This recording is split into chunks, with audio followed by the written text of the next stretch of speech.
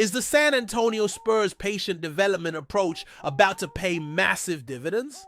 After watching Harrison Ingram grind through his rookie season between the G League and those precious NBA minutes, the former Tar Heel just proved his worth with a brand new two-way deal. But here's what's fascinating. This isn't just about one player's journey back to San Antonio. The Spurs just completed their entire two-way roster construction, and the strategy behind these moves might reveal everything about how they're building around Wembanyama's championship window. I'm about to break down why Ingram's return and Riley Minix's addition could be the secret weapons nobody's talking about yet. What's up, Spurs fans? Welcome to Spurs Quick News, where we break down the black and silver with passion and precision. Hope y'all are feeling the energy because we're diving deep into some roster news that's flying under the radar. Can the Spurs' two-way development system become the blueprint for sustained success in this new NBA landscape? Drop your takes in the comments. I want to hear how you see this youth movement playing out. Trust me, what I reveal about the team's long-term vision might completely change how you view these minor signings. The San Antonio Spurs have officially brought back Harrison Ingram on a two-way contract for his second professional season, and this move speaks volumes about the organization's commitment to player development.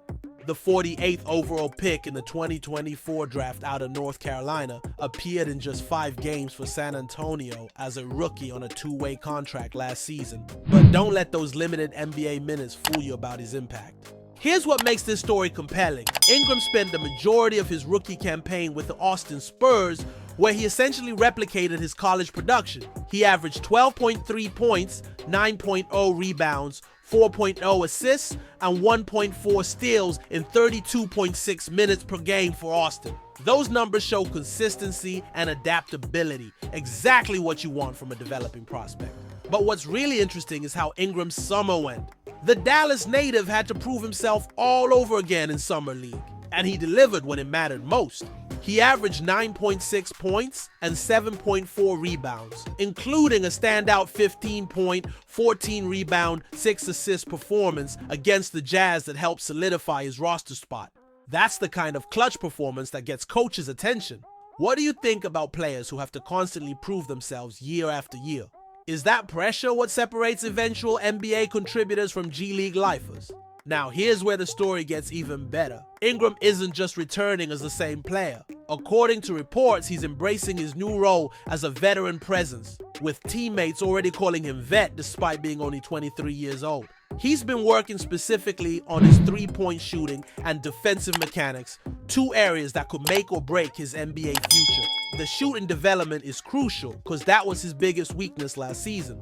Ingram made only 29% of his threes in the G League, but if he can turn that around, he becomes a completely different player. He's got the size of 6'6", the basketball IQ, and the versatility to guard multiple positions. He's literally one skill away from being a legitimate NBA rotation player. Remember to hit that subscribe button if you're enjoying this breakdown. We've got more roster analysis coming your way, but here's what makes this signing even more strategic. The Spurs also locked up Riley Minix to complete their two-way trio alongside David Duke Jr.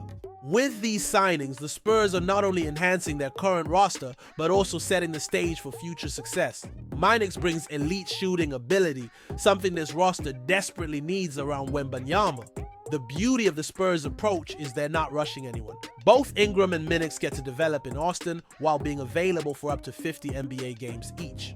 That's the perfect environment for young players to grow without the pressure of immediately contributing to championship expectations. What's your prediction? Will Ingram see more NBA minutes this season? Or do you think the Spurs' depth keeps him primarily in Austin?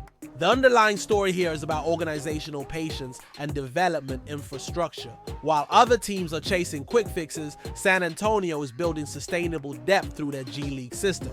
The Spurs liked what they saw enough to tender him a two-way qualifying offer in June, making him a restricted free agent.